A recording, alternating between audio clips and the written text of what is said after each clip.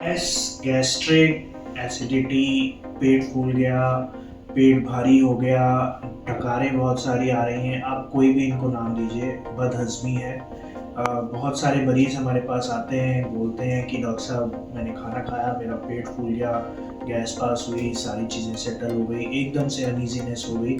ये सब डिस्पेप्सिया जो इंग्लिश में हम बोलते हैं, इंडाइजेशन भी आप उसको नाम ले सकते हो, ये सब उसके सिम्पटम्स हैं। ये जो गैस है, जो आपने बहुत सोचा है, आपको कभी हुआ भी होगा कि भाई मेरा पेट फूल गया खाना खाने के बाद, तो ये जो गैस होती है ना, ये लगभग लगभग 80% आपकी स्वॉलोड एयर है। जब आप खाना खा रहे हो, उसके साथ कुछ ना कुछ एयर स्वॉलो होती है, मतलब आप निगलते हैं हवा को, और ये एयर होती है जो आपके पेट के अंदर जाके ब्लोटिंग कर देती है या पेट को फुला देती है। और जो बची हुई 20% की गैस है, वो आपके इंटेस्टाइन के अंदर जो बैक्टीरियाज होते हैं उससे डेवलप होती है।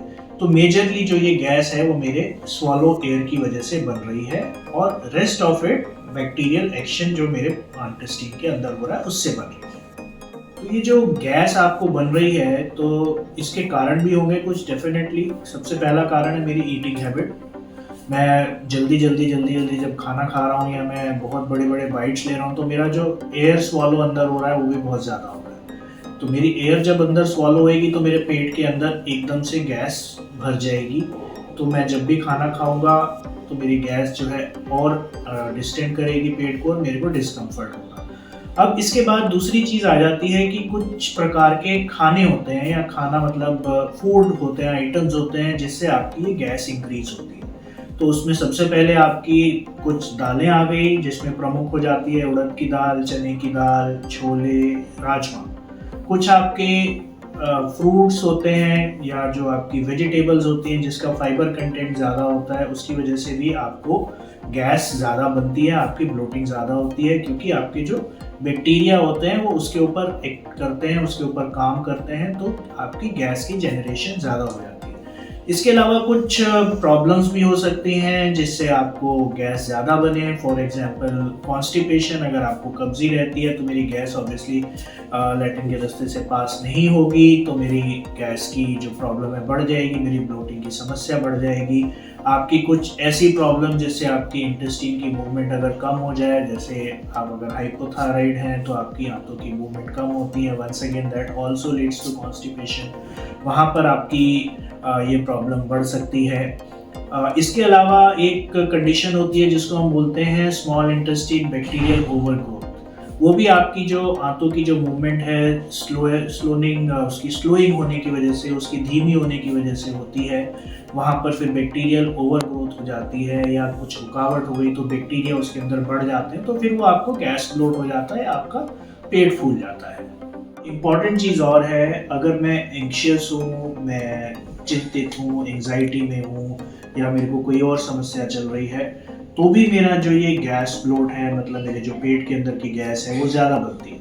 क्योंकि जब भी मैं एंग्शियस होता हूँ, मेरे जो हार्मोन्स होते हैं, ब्रेन से जो न्यूरो हार्मोन्स रिलीज होते हैं, वो मेरे इंटेस्टाइन की मूवमेंट्स को चेंज करते हैं, और मेरी ये जो गैस ब्लोट, पेट भारी होना, दूसरी चीज़ें की दर्द हो जाना, ये सारी चीज़ें उसके अंदर इंक्रीज हो जाती हैं। अंत में आता है ट्रीटमेंट। जब कोई मेरे को समस्या है तो भाई मेरे को उसका निवारण भी चाहिए, मेरे को उसकी ट्रीटमेंट भी चाहिए। तो इसकी जो ट्रीटमेंट होती है उसको मैं बोलूँगा कि भाई हमारे को 2 पार्ट्स में उसको डिवाइड करना है।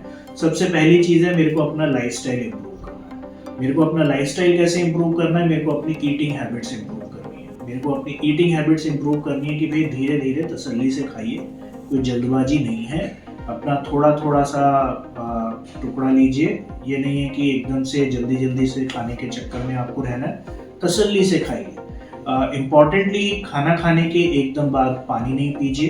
पानी आप पिएंगे तो जो पानी होता है उसकी वजह से आपका स्टमक डिस्टेंड होता है, और जो आपकी स्वॉलोड एयर होती है वो पेट में ऊपर की तरफ चलने लगती है, तो आपको डिस्कम्फर्ट हो जाता है।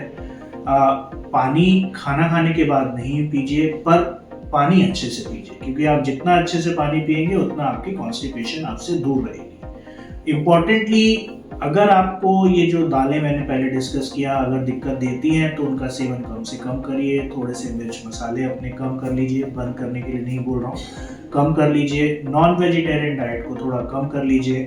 अपनी एक्टिविटी को इंक्रीज कीजिए। अगर आप वॉक पर जाते हैं, कम से कम 4 से 5 किलोमीटर का वॉक कीजिए। जिम कर सकते हैं, वो बहुत अच्छा है, जिम को करिए। तो ये सारे लाइफस्टाइल चेंजेस हैं जो आपको आपके गैस ब्लोट या आपकी जो डिस्पेप्सिया इंडाइजेशन है उसमें हेल्प करेंगे। ट्रीटमेंट का दूसरा पार्ट है दवाइयाँ, मेडिसिन्स।